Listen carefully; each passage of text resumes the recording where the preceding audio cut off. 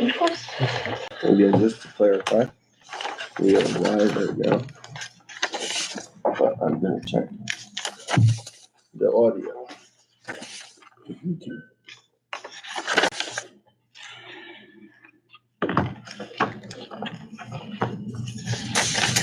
can check it from every talking. I know, well, I'm not even in yet. There you go, we're good. Ready. Good morning. Today is August 20th, 2025. I'd like to welcome everybody to the Detroit Community Land Bank monthly Board of Directors meeting. We'll start with a call to order. Excuse me. Bob Calvin. Here. Brian Barker. Here. Tamara DiMartino. Here. James Donnelly. Here. Andrew Cooper. Here. Brian Zano. Here. Suzanne Spellin. Here. James Vager. Here. Absent at the moment is Monica Kuzieski. We also have Paul Donnelly, our project manager, and executive director Brad Lewis, counsel Catherine Kemp. And in the audience, we have Reverend Burke. And we now have Monica. And Michelle, and our other attorney. With that, I will call to order, and we'll start with a review of the meeting minutes from July 2nd. Give everybody a chance to overlook them.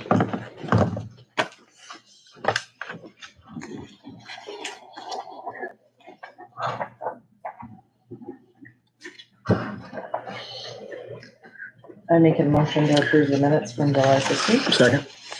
All in favor? Aye. Aye. Any opposed? Motion passes. Brad, you want to take a second to go over our financials?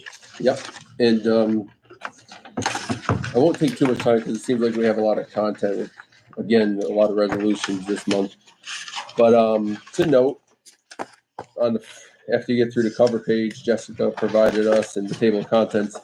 First page, my notes are that we just applied for the last round of LBI 1 funding, $60,000. You'll see that in the July 2025 profit and loss by month in the revenue column, LBI phase 1. So we've exhausted that grant, which if you go to the next page, leads us to at this point during the year, we're up a positive $5,000. As we start spending some of this LBI Capital 2, that's all going to hit the net income line, the profit line. So it'll show that we're doing well because that will go into property inventory. The facade program will just be an expense in a revenue, so it'll be a wash. So that's not necessarily going to lead to that. But when we fix our own buildings, those will lead to profitable endeavors for the organization. On the balance sheet, I just wanted to note that we have about $240,000 in cash right now. And we still have that $60,000 receivable. So once we get the receivable, we should be at $300,000 in cash. And with reimbursements as well, such as, I'm not sure if the Connolly construction check for the foundation that I sent to you from 32 Glen Avenue is cleared on this, but we did get reimbursement for it. We got reimbursement through our LBI phase 2 for part of Paul's salary as well. So most of our expenses are covered through the different programs like that. So you should see the cash go up a little bit more in those columns, especially when we have sales, like I said. And we're still roughly hovering around a positive net position. Right now it's $777,000. Now, if you go to the accounts receivable aging summary, you'll see that we have the $60,000 I mentioned, the accounts payable. It shows Connolly Construction's foundation. And a couple other items, $44,000. Those checks have been cut, but they've been cashed in August, so we'll recognize the cash withdrawals in August instead. So they're there as accounts payable, but that's just what we owe. The statement of cash flows, I'm going to skip over it, but it's there, so you can definitely ask me questions and let me know. We get to the reconciliation reports. These are just the standard printouts so that you guys can see what transactions hit our account individually. And if there's any questions on them, I'm obviously open to answer them. There are 3 of them The first one's our regular account, which most things are going to go through. The next one's our Broadview account, which is on the resolution today to terminate or to close. And the third one would be our money market account. And I think it might be in your folder as money market, then Broadview. So the money market account shows $517 in interest that we earned, which is nice. So to date this year, we've earned $1,000 in interest, probably on set to make $6,000 this year if we just kept that money in there, which is nice. It's just a positive thing, so we can use that money either to go back to any unforeseen expenses or whatnot, but it's good to have. And the last reconciliation report is the Broadview checking account. As you can see, it has $100.78 in it right now. And so that's the one that we've exhausted our ARPA funds. We used it to keep track and keep the ARPA funds separate. And now that we've spent all the ARPA funds, it's unnecessary to have. It's also very cumbersome because I have to physically go to Broadview to get the bank statement because they won't transfer ownership of the account from either Tony, Albert, or Heather, which were the people that were on file originally. So I can't get online accounts and I can't log in online because only Tony has it, and she has been uncooperative to help me on transferring ownership over. So it'd be great to just not have to go to Broadview every month to get the reconciliation or to get the bank statement. And that's the financials.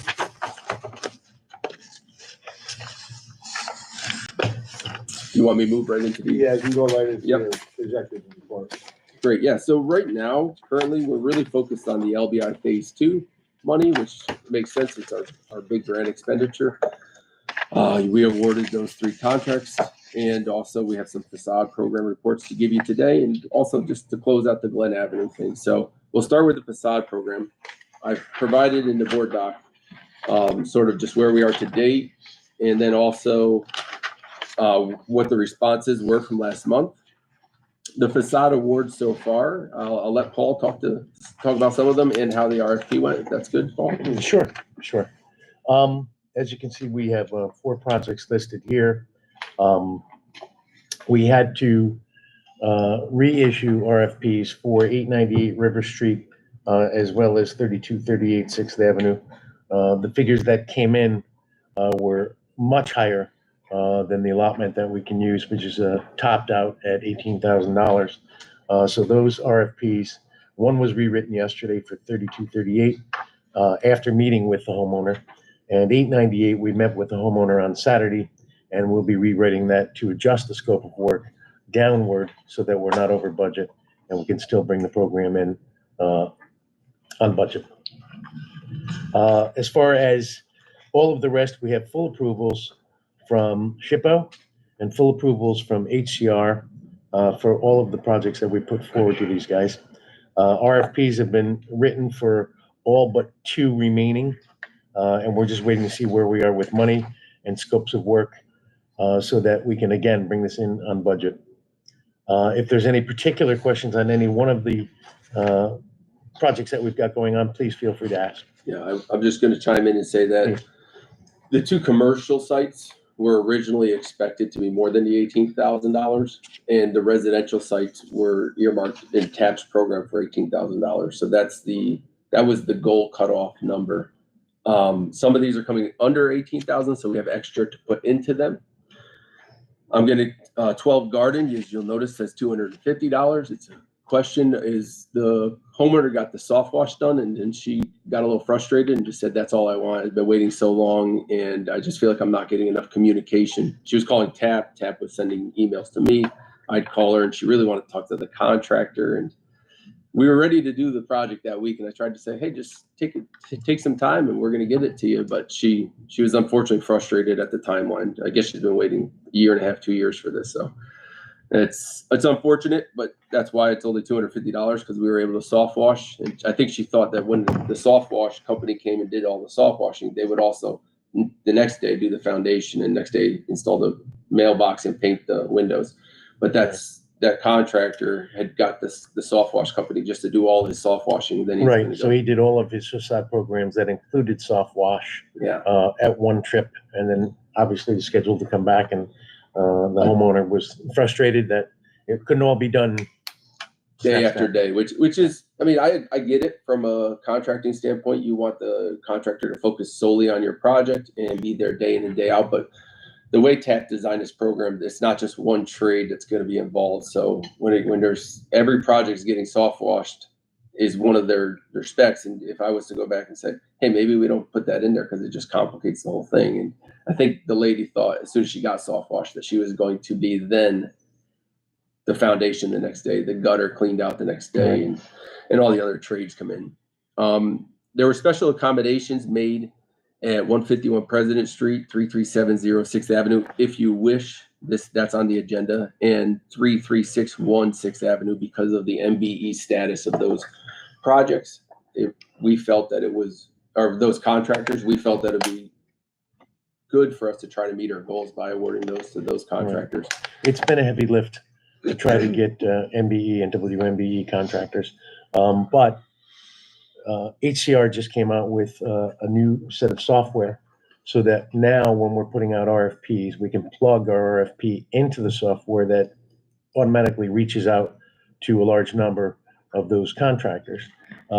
Internally, we have our own database that we created of those contractors. So we're doing it already, but with HCR's software, it's going to make it a lot easier and really just faster for us to reach out to these contractors. There's not a lot of NWBE in our capital region anyway. There really is not. There really is not. That's more of a downstate. Yes, yes, and we do get people from downstate looking at jobs on a regular basis. So just to reiterate, if you pick up the sheet of paper and set it to the side, you'll see we ended up, just getting a final quote from Pelco. They've been so great with us, and we got a quote from them for $3,600 for the 8th Avenue project. So that's why we chose to go with them for that one. Otherwise, questions about the facade program? So going forward, with the idea that other things like this will happen and communication is spotty, for someone that's getting awarded something, can we just have I don't want to make more work for everybody, but just a quick cover page that says, here's the expectations of how this general grant, not your specific, what we're doing to your place, but that different contractors, it's going to be a time, it doesn't all, we're not just focusing on you. This is a thing, because I think communication, because what we want is we want people to not be frustrated. Right. And I mean, we're awarding them, we're doing things for them as a community, so that they should be grateful. But at the same rate, their expectations should be just a quick little bullet,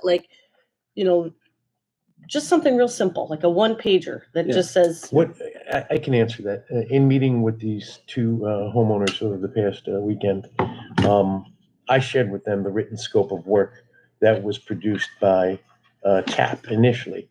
And unfortunately, I had to let them know, listen, TAP would like to have been Santa Claus here, but Santa Claus has a budget. And so we need to dwindle this down. So do you want the painting work done, or do you want the carpentry done? In what order? So we are doing that.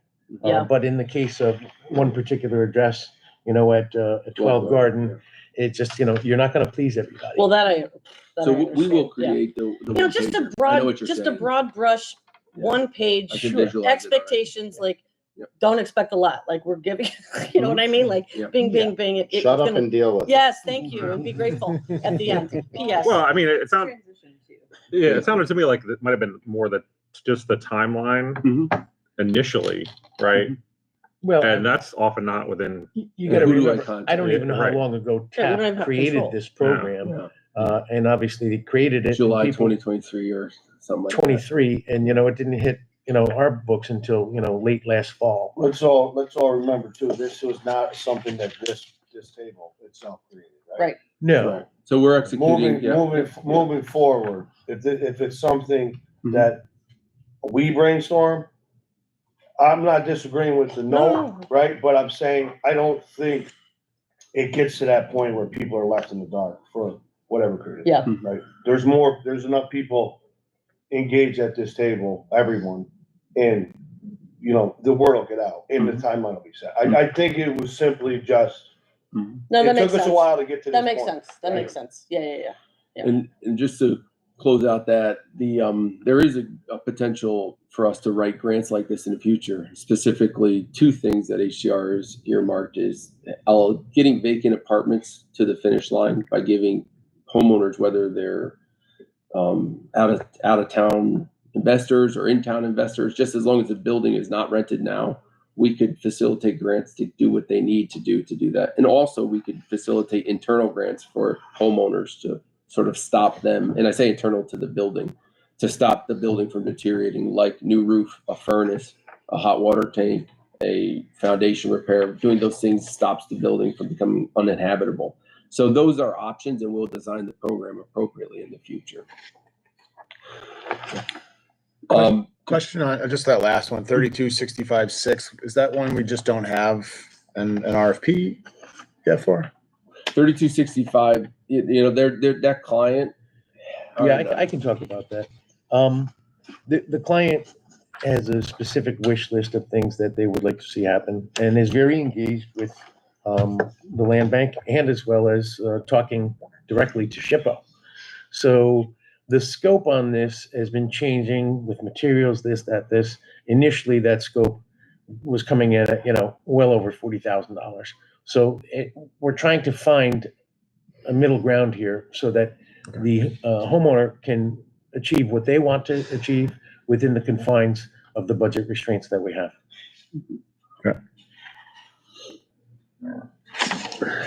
So, And they know 18,000 is the. Yes, well aware of that. that's the goal. Now, I should say, I've got some good news from HCR. They were able to take all of our demo money from our LBI phase 2 and eliminate it and give us $40,000 extra towards the facade program. So if you notice, it says 220 at the bottom where available instead of 180. Initially, it was 180. Right. And they also were able to take 55,000 and move it out of demolition and into our personal investment into our buildings. So where we had a deficit last month in the awards that we made, the 1.1 million, we now we're break even. So we'll move on to 32 Glen Avenue. Foundation's done. I posted some pictures on Facebook. We cleaned it up. We did identify a couple spots where there's some brickwork to be done, and we got Collar City Concrete. They're going to come in and do $2,000 worth of brickwork on the two sides.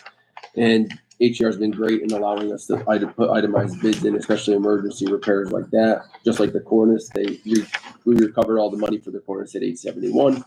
So we're going to just get that $2,000 worth of brick done. The back is secured, and the front is secured. So now at this point, we're just waiting for our next round of grants to fix up that building. Where's your brickwork? Huh? Where's the brickwork on The brickwork is If in you the look at- gangway on the west side, stretches about 12 feet long. And then it's also on the left side, the gangway on the right side, which is west. On the face side, which is north, just to the left of the steps, there is probably about 8 to 10 square feet where the brick is just coming off a little bit, and that'll be replaced. It's not just gonna be parged at all. The brick is gonna be Relayed. relayed. Foundation walls are upright.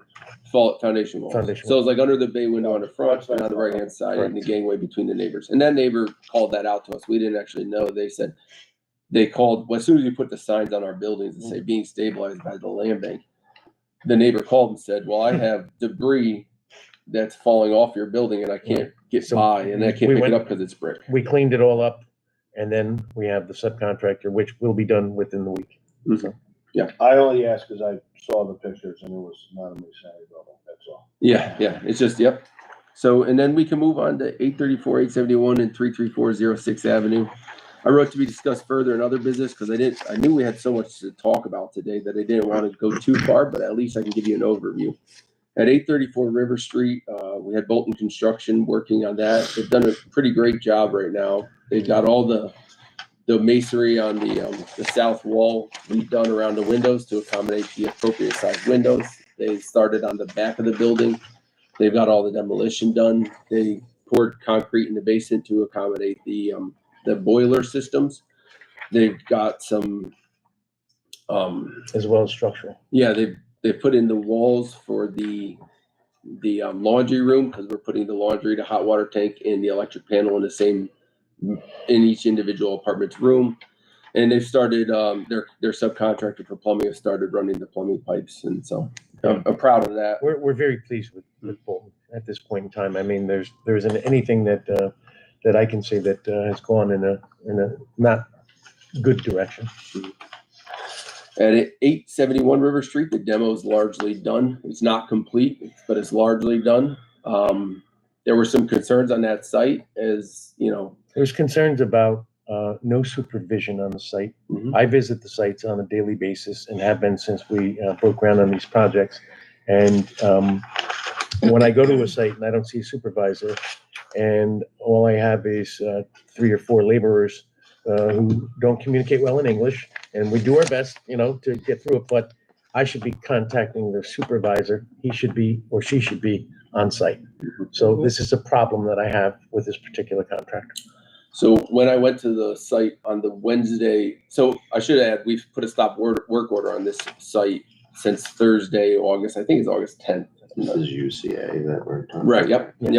And so 871 River Street, we put a stop work order on Thursday morning, because when we went there Wednesday, it might be August 7th. When we went there on Wednesday, August 6th, the workers were relatively working. They were accomplishing the demo tasks, but they kept asking us for tools.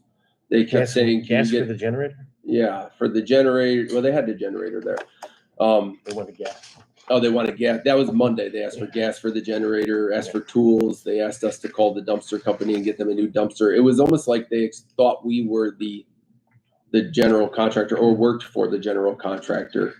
And I think it was lost on them that we were actually the owners of the building that were just checking on our project. And so because of that, I got a little concerned. And I also got a payment request for the demolition work that listed a subcontractor that wasn't disclosed ahead of time.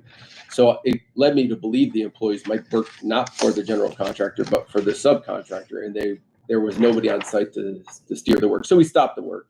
I know we're going to talk about it more later, but I just wanted to at least say that right now it's at a stop. 3340 6th Avenue. I think Paul, yeah, go ahead. You start. I visited the site on the Tuesday prior to shutdown and did meet with the principal of our contractor. Our conversation was brief. We did a quick walkthrough and we talked about historical items. And it was clear that, I told him, make sure all these doors are saved. The tin ceiling, is to be kept in place. Any moldings, anything historical, period, do not touch. And this, of course, as we all know, is not a full demo job. People were living in this place, prior to the land bank purchasing the property, from what I understand. We had to evict them, yeah. Yeah, we had to actually evict them. So this project isn't like 871 where we're stripping everything down to nothing. This is something where we're trying to really be good stewards, of the historical items that are in the property. So we had that agreement, fine. I leave. Brad and I come back the next day. We find 3 laborers. The second floor is torn apart. There's some damage to some historical trims and moldings and some window casings. They have no power. They're literally working in the dark. Conditions were unsafe. At that point in time is when we collectively put together the results from what we saw at 871 combined with the results at 3340 and Yeah, said, it's the same contractor. we can't. That's it's the UCA. same- Yeah. Yes, we have to shut this down immediately. Mhm. And that's when Brad communicated with the principal of UCA that we're stopping work. So, and again, I had to use a translator app on my phone to communicate with the employees that were there to tell them that they were very proud of their work destroying the historic trims because they thought it was supposed to all come off. And I think because they were showing like very good signs, like it's good, and that's No, what it's they were not basically good. saying. And Yeah. I was like, oh boy. Yeah. The damage to historical stuff is not on a grand scale. So I don't want anybody to think that, that's not the case. But again, it goes back to the initial complaint is no supervision. You have to have a foreman on site, period. And just to be clear, SHPO directed us to retain all historic trims. And they were just taking paneling off the wall, and they ended up taking the plaster and lath. The general contractor a couple days ago emailed saying that the paneling was behind the historic trim, which I find it hard to believe because usually when you nail trim in 18, 1990 or 1910, you don't actually take it off to put paneling behind it. Usually paneling is to just cover up and make it look appropriate. In And in 1970, 1900, they didn't have paneling that I know of. So just for the sake of Right. argument. And so if some plaster was falling off the wall, there are places in the building where plaster's falling off, and we just expect them to probably come back with Durarock, or, I mean, they could Sure, even patch in patch. sheetrock and then tape that to the, we had accommodations, but there was no communication to say that we have to take this trim off because the paneling goes behind it. So, I mean, we'll talk more about it. I didn't want to get too far into it because we have so much to accomplish today, but that's at least where we are on those sites. Moving into our A&D committee recommendations. We have a resolution today to pursue vacant lots through the city foreclosure list for 15 St. Vincent's, 12 Erie Street, 65 Man Ave, and 472 10th, as well as 29th 11th Street. I believe these are in conjunction with the Crossmont program. Yes. I make a motion to pursue the vacant lots. Second? Second. All in favor? Well, discussion. Yeah, thanks. Quite a bit of That's fine, we own it. So is, cause I know we still are gonna talk about the cross mod Mhm. program, I don't know if, so is this, I mean, I know there's still some decisions to be made if we're part of the cross mod program, That's right. right? Yep. So are we're gonna purchase these or acquire them, I'll say, Yeah. and then, and if, let's say, the cross-mod program doesn't end up working, or it's not beneficial for one of these exact properties, are we just chalking up to it's better than just a vacant lot sitting there that, I mean, Yeah, great question. we'll So hold it to see what else in the we have, future? the board has to say they want to do this for me to put my Even application with entertain. the city. And then the city council has to say they want to do it. And then we have to close. So this is just one of the hurdles that either the cross-mod program can go further into. We can decide if we want to do more. If we get awarded it, we can pursue these lots, we can get it. But this is just one of the hurdles that has to happen. Of course, the board has to decide if they want to do the cross-mod program. And then they have to decide, there's a lot to it. Apparently we'll become retailers of the modular homes. And HCR described a situation where they would give us a line of credit. We would pay as they sent bills, we'd use the line of credit from HCR. Then when we sold, then HCR would then take all the money from the sale and we'd get a developer fee. So we'd be set to make about $30,000 per building they put up. And the contractor does all the work, the site work, the grading work and all that stuff. But this is just one of the hurdles that we have to do. Obviously it takes City Hall to the City Council, and it will later take all of you guys to go with the program.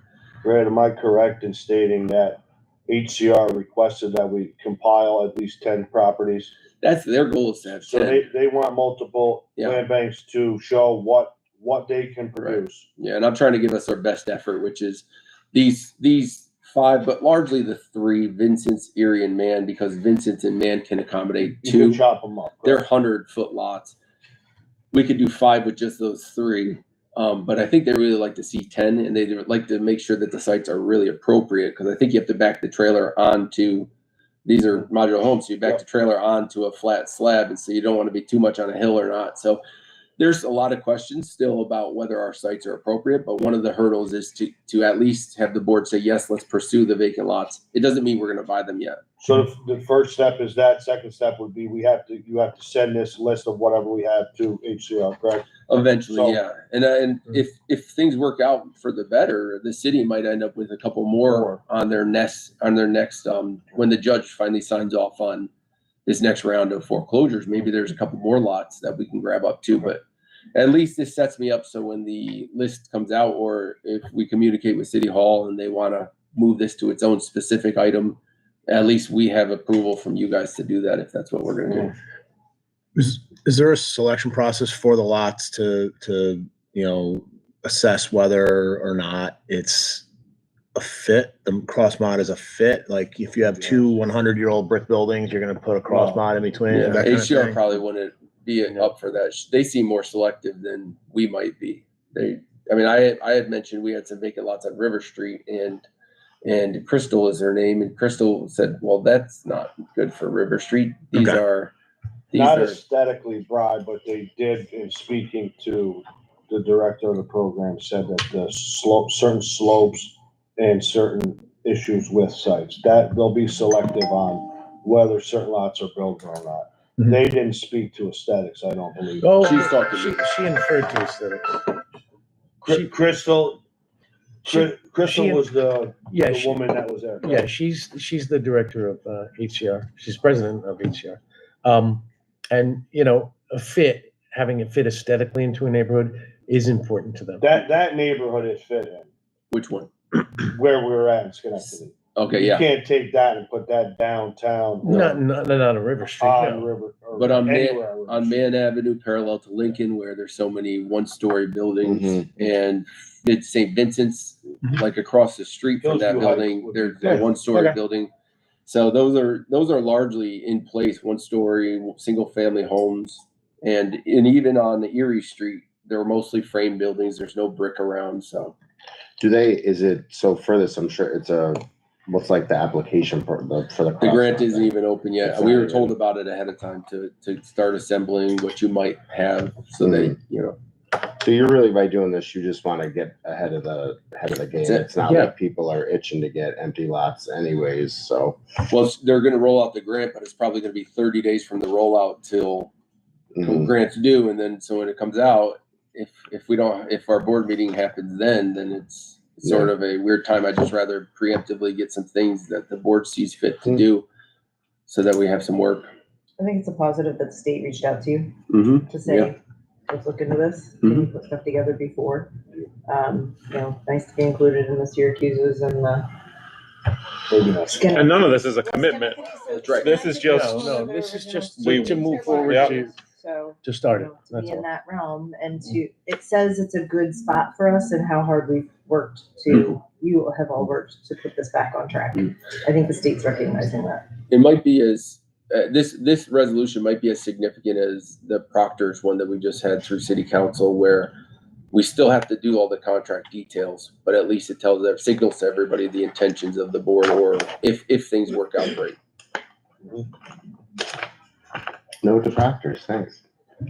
Is there any more discussion? Yeah, I want to say one thing. When we start looking at these vacant lots that might be coming available, Mhm. I would beg you to only take ones where a mod would be appropriate, because there's way too many things going up in Troy that don't fit in Troy. Mm-hmm. And I don't want any more of that. And I'm certainly against that. Yeah. So if it's in an area where a mod fits in, I'm okay with that. But if it's on a street where it 100, even if it, I don't want to see mods in Well, let's historic areas. put it this way. We have lots right next to 871. Everybody knows that. I don't see that as appropriate. Brad doesn't see that as appropriate, Right. and I doubt anybody on the I'm board just saying sees that it as Yeah. appropriate, between just us. slamming in four It's important mods to me. because it just doesn't match. Yep.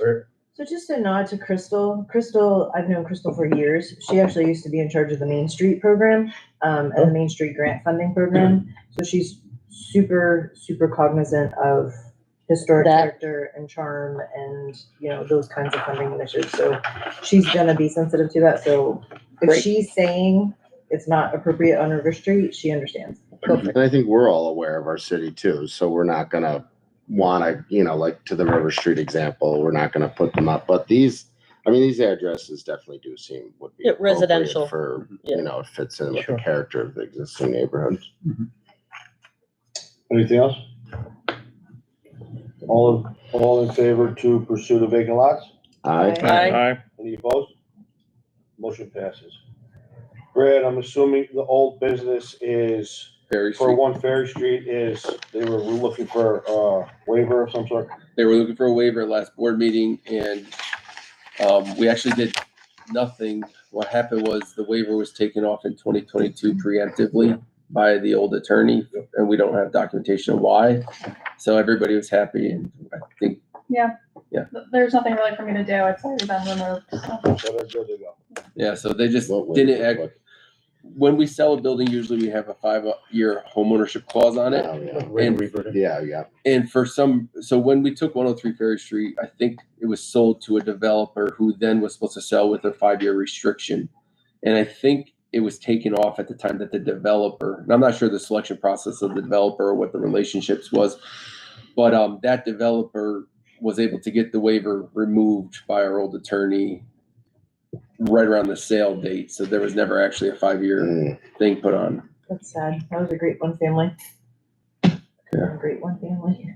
Well, at this point, it sounds like it's going to be 2 partners living in 2 units, 2 separate units, and they're going to co-op the building. So Good. it doesn't, and veterans at that. So it sounds like very positive, but they just needed us to clean up the title. That little stretch needs some owner occupied.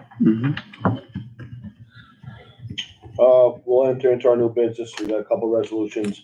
The first resolution is to permit the executive director to sell salvage building materials under $5,000 in value. So this is just something. Yep. Second. Yeah, so this idea is our disposition policy, which I attached to the email, says that anything over $5,000 has to go the way of our disposition policy, but it doesn't describe things under. When I took over as ED last year, I walked through 32229 6th Avenue, and there were probably 10 brand new windows, 2 brand new bathroom vents. Largely, we've been giving away things to Historic Albany Foundation, which I'm in support of, but at the same time, as things go, certain doors and windows and things that are salvaged can either go in the dumpster, get donated to Historic Albany. If they don't want them, then we have no use for them, but there is value in them. And it's not very much effort for me to list them online. So I've created a sort of a strategy for things under $5,000 where I'll send an email to the treasurer, whoever that is. Right now it's Monica, and show the item and the value I think it's valued at and get an approval to list. And then when it's listed, I can just sell it and then deposit the money in a bank account, and it'll just be extra money that we'd have. I love this idea because the original concept was for the land bank to actually open up a salvage site. I remember that. I remember talking about And that. I Yeah. believe it was supposed to be in North Central, 871. and it was, yeah, so, no, it wasn't I'm 871. It I'm was, kidding. Funny, it was the one the new one we just sold, the one we demolished. 791. 791, it was Yeah. supposed to be 791. And I That love was the this. storefront. And in the future at 871, we might put a garage out back that we could do that, or a shed where we could store things. Or you know what? Sometimes it's fun to just have an old door laying around in the office. Just one. I'm not a hoarder. I mean, this is my only. How could this turn, right? Like, As long as and we with, don't see you driving around sorting your trash, picking stuff up. yeah. No, I do pick stuff up for my own personal gain, but for the land bank's property, I would. There's a couple sliders up on the children. Yeah. Not mine. I mean, maybe I'm just projecting, but I see stuff all the time. I feel like, Yeah. oh, what's that? So, you're just selling it online, like regular. Facebook Marketplace. whatever. Yeah. Is there any? Can the land bank do that? Like, I don't know. We're governed by our policies. Yeah. And so right now we don't have a policy for things under $5,000. So that's why I propose it. Yeah, I just meant more as like I don't know. I guess, yeah, we sell stuff all the time. Yeah, We good. sell properties. I think it's good to have the policy in place though, because it Yeah, gives I agree. a process and some structure. We wouldn't have an unrecognized whatever avenue of. There's been situations in the past that I'm cognizant of in the city itself where people have taken building materials and they've left job sites, and people saying, where are they going? And I don't want that question to be brought to me if I was to try to do something beneficial. So I'd rather it be documented before we do anything. Any other questions about the resolution to sell salvage building materials under $5,000? All in favor? Aye. Aye. Any opposed? Motion passes, or resolution passes, I'm sorry. Resolution to close your Broadview, or our Broadview account. I make a motion. Second. Brad, you already discussed, I think we discussed earlier. Is there any other questions for Brad as to why we would be closing this account? Is that? Go ahead. You said there's like $100 in there, dude. There's Just $100 in there. abandon It it was because old it's ARPA. locked down. The $100 was there to maintain a balance. And also we've earned interest over it over the years. So it's not that we haven't spent that money for the ARPA funds, but that's just the amount I left in there. And then we earned 78 cents last month. So, No, I thought you said you were unable to access it because it's under old name, so. yeah, the online portal. So I can still go Oh, in okay. there. Gotcha. There's been a resolution that passed to give me access to it, but I'm just like a third rate person right now on it. Okay. I didn't know if you were able to take everything out of it to close it, or if it was just. Well, I don't think I'm physically allowed to close a bank account without your approval. I think he's But you're are you able to. asking, are you gonna get Yes, the we'll get $100? the Yeah, are you- Are yeah, we no, I was getting like- the $100.78 still in another bank account? And it's not encumbered money, like it's not ARPA funds. No, you're it saying, is right? interest on ARPA funds, which is unrestricted.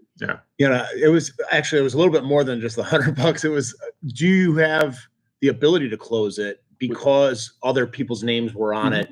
With the Okay. resolution, I'm on the account. Okay. Right, he just couldn't He access physically online. has to go into He do couldn't, transactions. he couldn't Correct. enter on the online. Okay, portal. all right. He can go to Broadview and do whatever he wants on the board's behalf. Okay. He just can't go online because he doesn't have Albert and Tony's Login. password or Okay. whatever.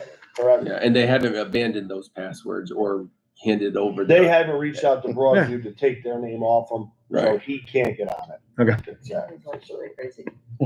Yeah, that doesn't, I mean, that doesn't matter, Nor but will he answer the it's phone ridiculous because absolutely they could do that.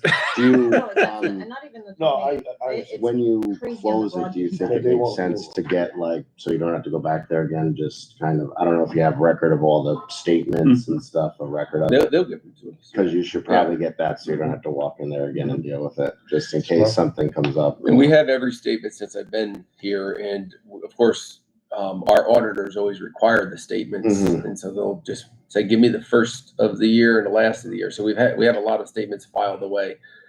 But I understand what you're saying, and they did go through a merger. I think originally it wasn't Broadview, but rather a different credit union, Sefcu. Yeah, Capcom. Capcom. But not Capcom. Yeah, Capcom. I think we had right? Capcom, and Mhm. it combined with Sefcu to make Broadview, and so now we have Broadview. So even their records are hard to get to the old. I have to go to an original like Capcom. I can't go to a Sefcu that become a Broadview, but rather a Capcom that became Yeah. a Broadview because they had different computers and did different places. Currently doing it. You're dealing with it. Personal, it's like, what? Yeah. They said Capcom had a really old system. All in favor to close the Broadview account? Aye. Any opposed? The resolution passes.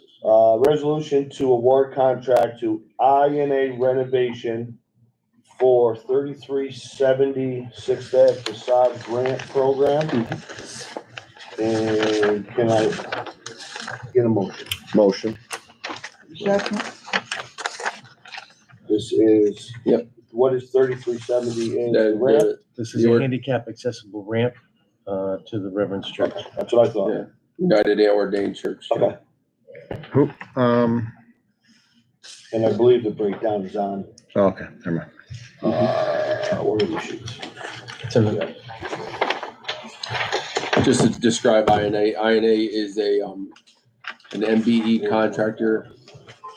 I want to say that they are from Elmsford, which is Westchester. Does that sound right? Mhm. Yeah.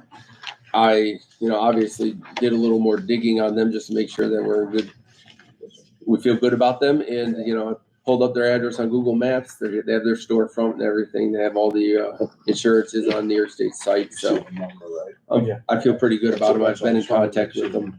So we plan on them doing the sanctuary as well. So it's kind of nice. They're working on both sides of the street. Any other questions on that resolution? Wait, is this the one that there was only one that applied, or am I just? Nope. Oh, no, No. never mind, I see it here now, okay. All in favor of awarding contract INA renovation for 3370 Sixth Ave facade program? Aye. Any opposed? And that passes. Resolution to award contract for sprinkler work at 871 River Street. Yes, I know. Can I get a motion? Motion. Second. Any discussion? Yeah, I'll say that my recommendation to the board is that we take Albany Fire Protection's their RFP response, and I'll let Paul talk about the process. Sure. Process was, we did show 871 for the layout for the sprinkler systems. 3 contractors showed up, and they were the only bidder. Albany Fire Protection was the only bidder. Were they the ones who did the cleanup at 791? No, that was Matthew Sprinkler. He didn't respond to the RFP, but he did He's show too up. busy. He showed up to the I walkthrough. wondered do we know why we didn't get other Yeah. bids? Well, I think it's good. It's good for us to be working with multiple vendors on everything, so it doesn't seem like, we just go with some handpicked people, because that's not the intention of us at all. When we do these No. RFPs, we want to try to get as many people to respond as possible, so that sort of spread the wealth. And of course, it has to be lowest and most responsible bidder. And in this case, it was only. And Yeah, well- our process, just so everyone knows, every single one of these goes to the New York State Contract Reporter. So it's open season for anyone in New York State to go and bid on our projects.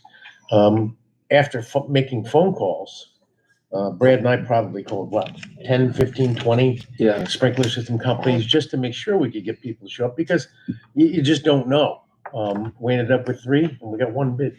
So Well, yeah, that was really my question is, do we know why the other 2 didn't submit bids? I don't, I guess I. Although Jamie said somebody was busy, as if that was one of them, but. Yeah. Sprinkler Too busy. people are very busy right now.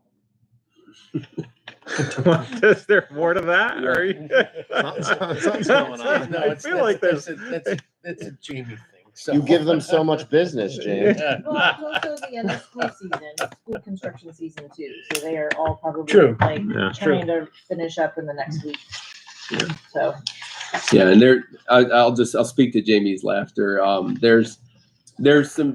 There's some things that you can do to decide whether or not you have sprinkler systems, and whether it's the performance method, chapter 13, or you want to go the other method, which is, the historic building shouldn't need it, as long as, you can show this exemption, that exemption. And at the end of the day, we had to change a use on this one, but I think Jamie's experienced things where he maybe have difference of opinion with the. This is all personal. This has nothing. Yeah, no, I assume so, but I was still And curious. just- I mean, I don't know anything about sprinkler stuff. We so need I'm a just sprinkler curious. system here because it's 3 units and 1 is commercial. The So change Yeah, of use commercial from required. we're changing use. 2 to 3. We're changing use.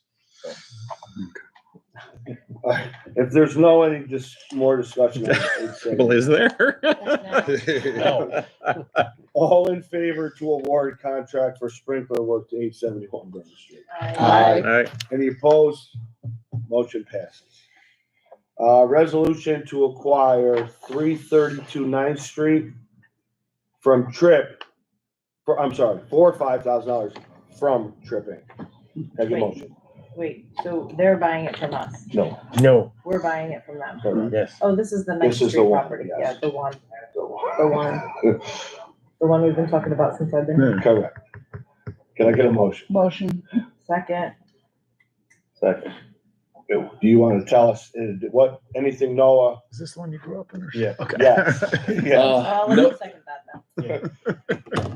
now. So, Noah just came up to me one day, because obviously he's second floor, 415 River Street, Yeah. we're first floor. Yeah.